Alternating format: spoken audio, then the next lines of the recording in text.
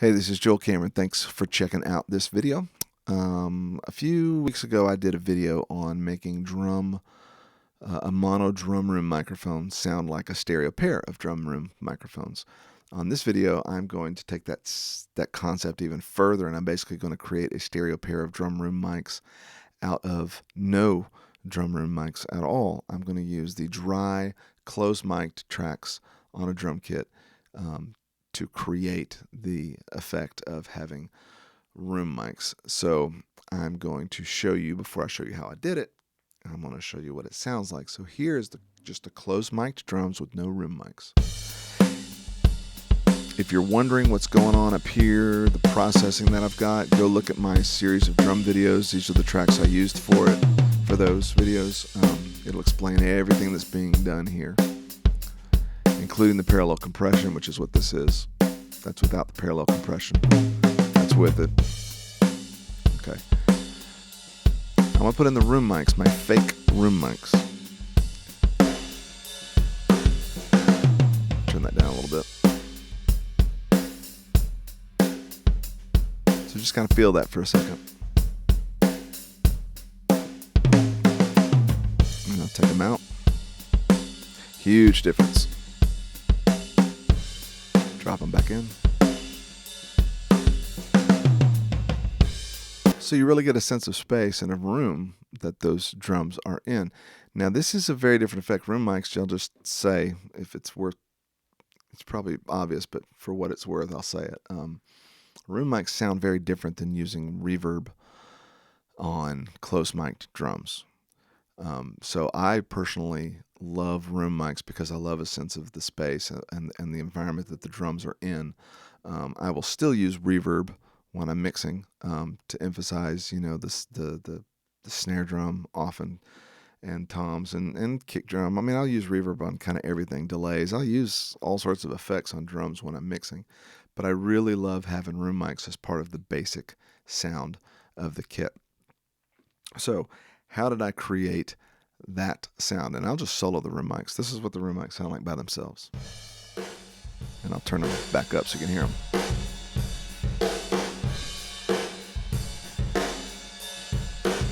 So you hear the whole kit. It sounds like they're across the room. A wooden room, a rather large one. Okay, so what did I do? First and foremost, I took all the tracks, all except the hi-hat. I didn't copy the hi-hat mic, but I copied all the drum tracks. And I named them with the copy. So this is the kick-in copy, the kick-out copy, the snare top and snare bottom copy, the toms copy, and the overhead copy. These are simply these tracks copied and pasted. Why did I copy them? Well, let me show you what I did with them first, and then I'll tell you why. What I've done with them is they're assigned out a stereo bus. I chose 13 and 14, no particular reason. It's just what I chose. But a stereo bus, and then I've got a stereo aux input, a live input stereo, and the input of it is that output of the bus that these tracks are sending to or being mixed down through. And then the output of this aux is joining, it's the same output as the rest of the drum kit. So it's joining all the drums in these stereo buses over here, the dry one and the hyper compressed one that's being used for parallel compression. So, and if I had real room mics, that's how they would be. They would be bussed through the rest of the submix of the drums. So, but why am I copying these? Because if all I'm doing is sending them out a stereo bus, why not just use auxiliaries to send to the same stereo bus 13 and 14 off of these tracks over here? The reason I've copied them and done them this way is because if I use the auxiliaries here, then all of this processing that's happening up here, the isolation processing in the form of noise gates and downward expansion, as well as the EQ that's being done, will be a part of that send. And I do not want that because these are closed mic'd. When a drum is not being played, the kick drum or the snare is not being played, or the toms aren't being played, they're generally being isolated with downward expansion, so they're not really there. Room mics, on the other hand, if you've got a floor tom that's just resonating the whole time you're grooving, even though you're not actually playing that particular drum, if it's loud enough, I mean, the room mics are hearing it. The room mics hear everything. It doesn't isolate anything. It hears everything that's happening in the room. And so if you're going to fake a room mic, you want to hear all that stuff. And the room mics don't hear a tom EQ'd differently than a snare that's being EQ'd, or the bass drum being EQ'd differently, or the overheads being EQ'd. It doesn't hear any of that. It hears all of it raw, unprocessed, as it's happening in the room. So that's the effect I'm going for. So I'm taking raw, unaffected tracks and using those. And I'm doing a little bit of tweaking on kick out. I'm just taking out some low mid on the snare. I'm adding a bunch of top, at 12K, just because that's more of what it sounds like. Let's see if I can isolate that. Got to kind of mute all this stuff because I've got everything solo saved. For what it's worth, I'll show you what the snare drum sounds like. So without the EQ, it's a closed mic. So it's got a lot of body. I don't want that. That's not what it sounds like to a room mic. So that's more what it sounds like to a room mic. So that's why I've done that. Anyway, so I've done a little bit of processing to the tracks just to shape the frequency response that would happen with distance from the source. That's more what the snare drum would sound like 12 feet away than 1 inch above the head. So very basic, same thing. All I did was just pull out some low mids on the overheads so that it doesn't sound as close and it's not picking up as much low frequency. So anyway, I've done that and panned them. Why did I pan them? Because if you have spaced room mics, oftentimes you're getting more bass drum on one side than on the other, and snare drum the same way. The overheads will not be hard panned left and right. You won't have, ride on one side and crash on another that you might have with a pair of mics widely spaced over the top of the drum kit, or really directional, from the center spaced outward. So I'm softening the effect of that by bringing these in a little bit. So I'm basically getting an idea of the spatial, the placement in the panorama of those elements according to what it might sound like to a pair of room mics 10 or 12 feet away. So you got the bass drum a little on one side, snare a little on one side, overheads are just kind of blended.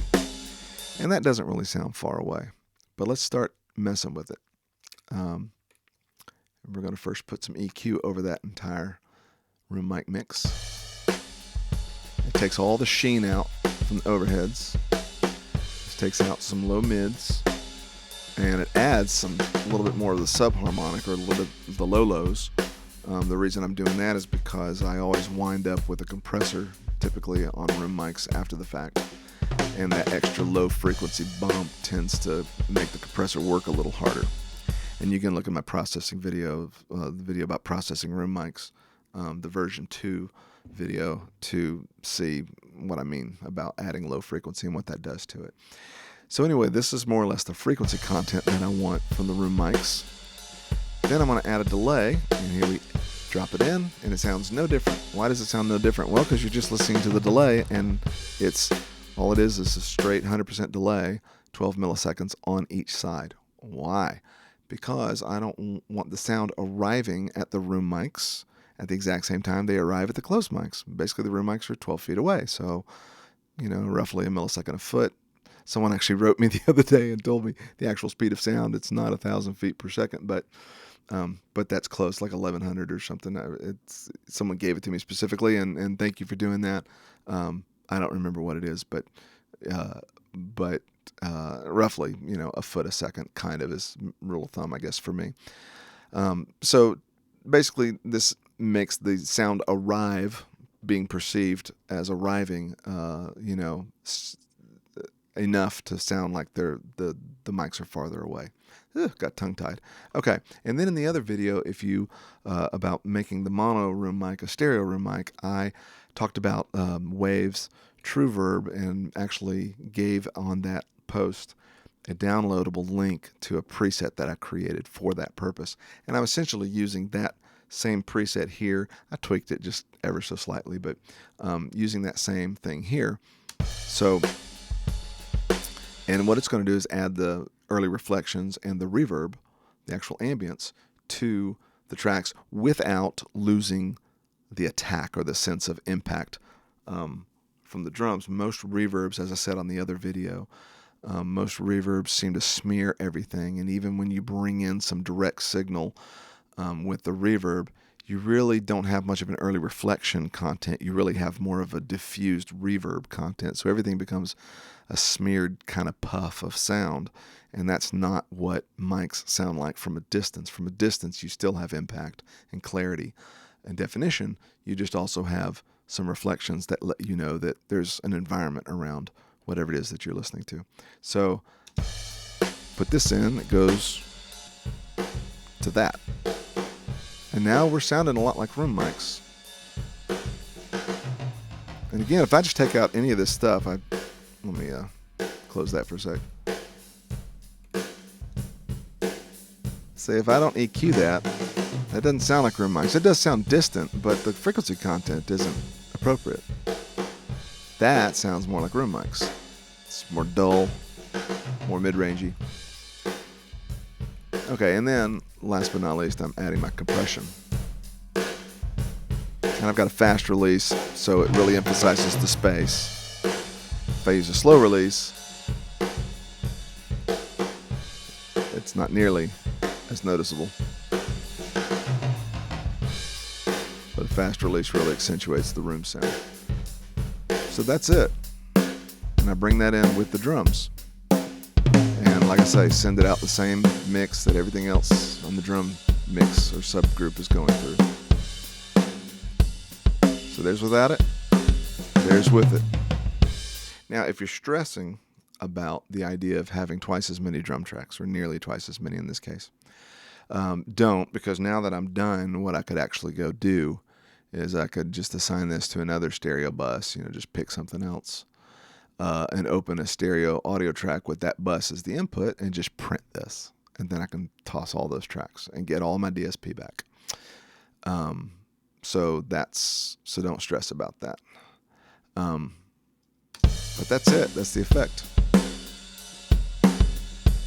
And another thing, I'm going to talk about TrueVerb real quick. If you want a less roomy sound, you can pull this reverb content down and get more just an early reflection, which still is nice. Definitely adds space. But it's a small, unimpressive room. And by just pulling this up a little, I've now enlarged the room significantly, and it just sounds cool.